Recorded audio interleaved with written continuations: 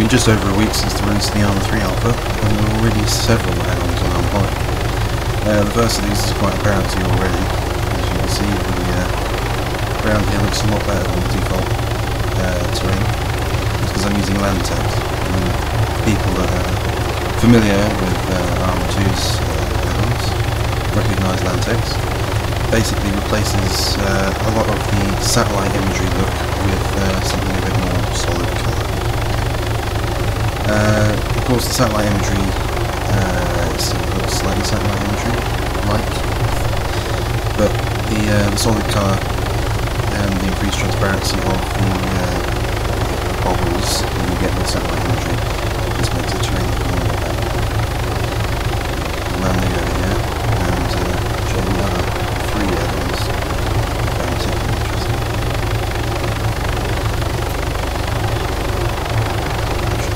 Closer, and that should do it. Okay, now I'm out of the helicopter, you should be able to hear me a bit better. From what you can see pretty much immediately after landing, there's several different textures of the helicopters and quad bikes over there. This is the let's see if I can remember the name, the Arma 3 Alpha Extended Units, and it contains textures of certain vehicles which are included in the Arma 3 Alpha but aren't available in the Addon.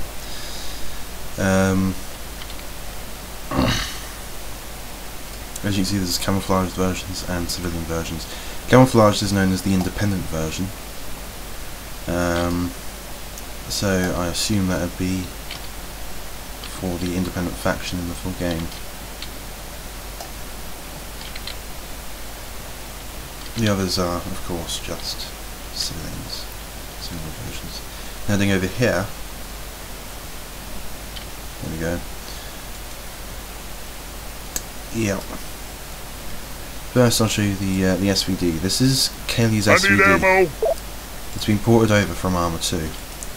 And while most of the Arma 2 content works if you add it into an add-on pack for Arma 3, it doesn't tend to work particularly well with attachments or sound, for example.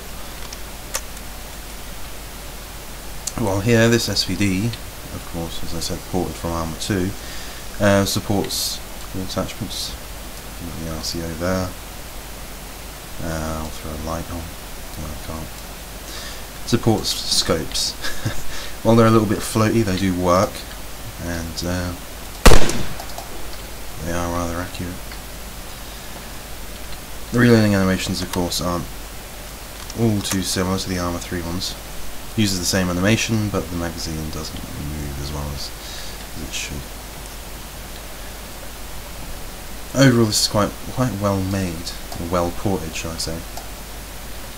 And the although the texture difference is visible between the scope and the thing, rifle, and the attachment's a little bit floaty, it doesn't look out of place, to be honest. Moving into the same box here is the I think it's JHQ M4s. I should have written these down. These are several models of M4. I'll cycle through with them here so you can see them in the preview.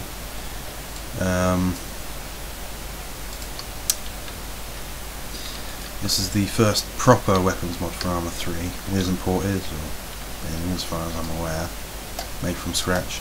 Although the textures are a little bit, well, flat, and the grip looks a bit strange. I mean, thumb going through the rails isn't always a good thing. I don't think it's ever a good thing.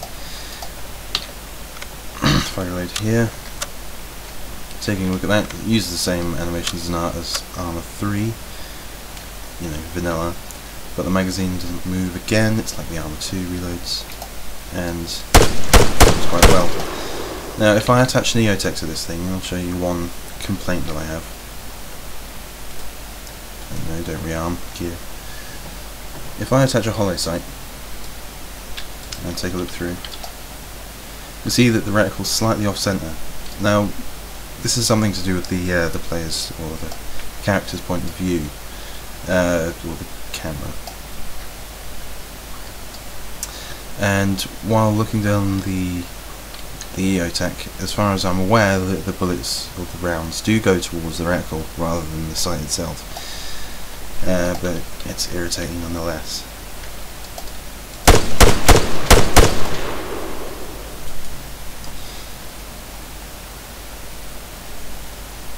Now, while the add-ons here, they're not brilliant, it's definitely it's good to see that the Arma 3 community is already taking off, and it seems that a lot of the user base, regarding the SVD, has obviously come straight over from Arma 2, so obviously they haven't been put off by the likes of DayZ and coming over to Arma 3.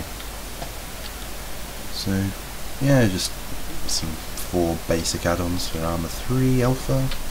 Hopefully you'll see some much better ones in the future. Until then, I'll leave you with these.